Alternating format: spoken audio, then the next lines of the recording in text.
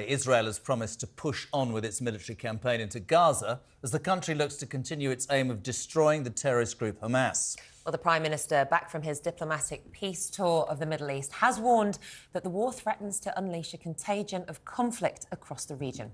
Well, joining us is the former Defence and Foreign Office Minister, Tobias Ellwood. Thank you for joining us, Tobias. The US has suggested holding off an invasion so there's more time to deal with hostages. Is diplomacy really the right way to deal with Hamas, in your opinion? For the moment, it is. I absolutely agree with Israel that Hamas needs to be removed. They've lost the right to represent any of the Palestinians in Gaza, given their barbaric atrocities recently. I'm really pleased to see the Prime Minister continue the efforts of President Biden in trying to make sure that we don't lose control of what is happening here.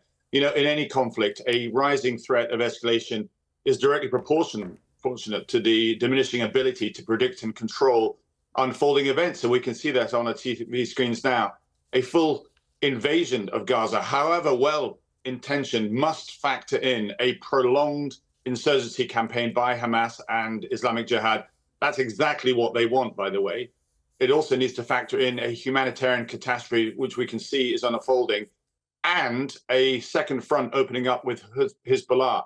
And it's worth just stressing that they have far superior weapon systems that can go more distance. They're precision guided, harder to intercept as well.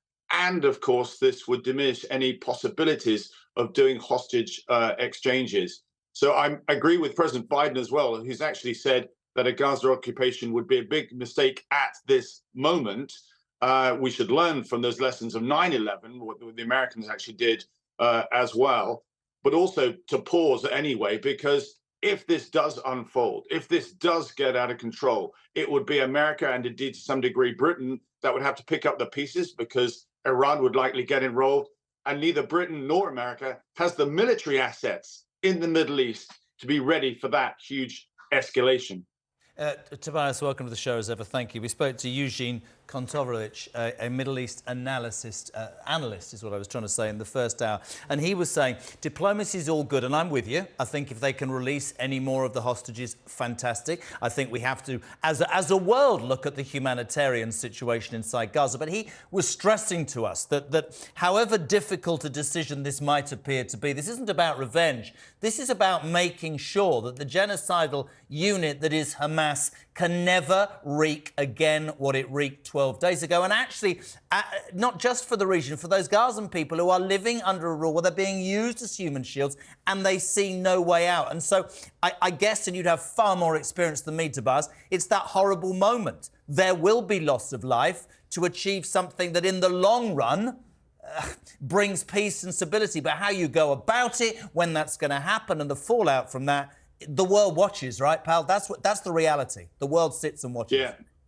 you make a very powerful point, and Israel needs to know that it's not on its own. The emotions going through all Israelis after this terrible attack is very, very clear to see. But the point that you make in how you distance the ordinary Palestinians from Hamas, we need to be able to sell something to the Palestinians that says there is something different rather than Hamas leading you.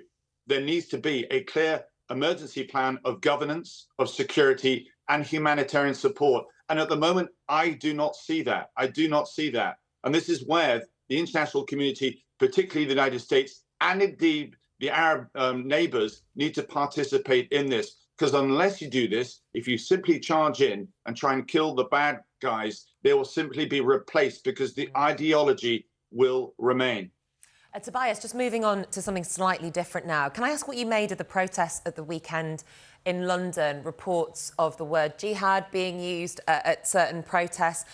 What are your comments on the safety of British Jews at the moment with this rise in anti-Semitic sentiment? So one of the consequences I spoke about, the escalation of this, is how it spills out and is interpreted across the world, including on our streets in London. We need to be very, very clear about this. The word jihad should not be used on our streets or in public in this way. It's designed deliberately to provoke, and we need to remain calm and measured about what's going on. And I hope the police and the Home Secretary will act immediately. Otherwise, we'll be setting precedents which will then cause more problems, more challenges, more friction in our communities as well. And that's exactly what we don't want. So I'm pleased to see some of the noises were made. I suspect we will have a statement on this in Parliament today to make it clear that this sort of language is unacceptable. And I think we have to understand that the safety of British Jews is paramount. I mean, this was in the Telegraph, Tobias, just quickly.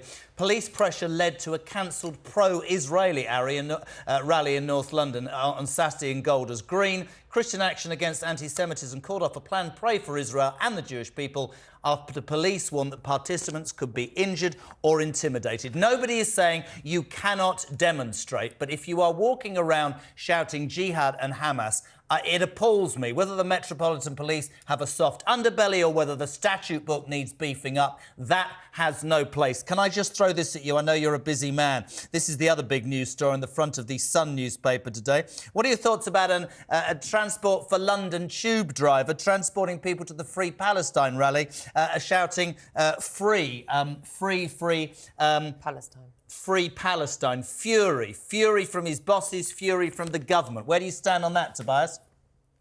No train drivers should be taking the political matters into their own hands and using the microphone in this way. I understand that this is now being looked into. Again, this is simply inflammatory. I think most people, or almost everybody on that tube line would have been very uncomfortable to hear that. That is not what the drivers should be doing. And all of us need to be careful about the wordings that we use. Sorry to just jump in really quickly. Is that strictly true? Because I think the reason why he was calling for that, and I'm not saying that it was right for a driver of TfL to do so, it was to transport people to a Free Palestine march. And ultimately, are you saying that there's something wrong with the phrase in and of itself, Free Palestine? What I'm saying, well, the word Free Palestine is very different. You're moving it into a political argument. I don't think any driver of any train, I would expect, to start sharing their own views on this, no matter what the situation is. It's, again, when the times are so testing, when the temperature is rising such as it is at the moment, this is not what we'll want to hear from train drivers at all. We need to go back to the point that I was making earlier. There needs to be a huge distinction between, our venom, our recognition of what Hamas has done, and for the rights and future of the Palestinians in Gaza. Absolutely. And I'm afraid the more that these two are merged together, the harder the longer-term challenge will be to find peace in the region. Well, Tobias Elwood, thank you so much for joining us this morning. It's 8:15.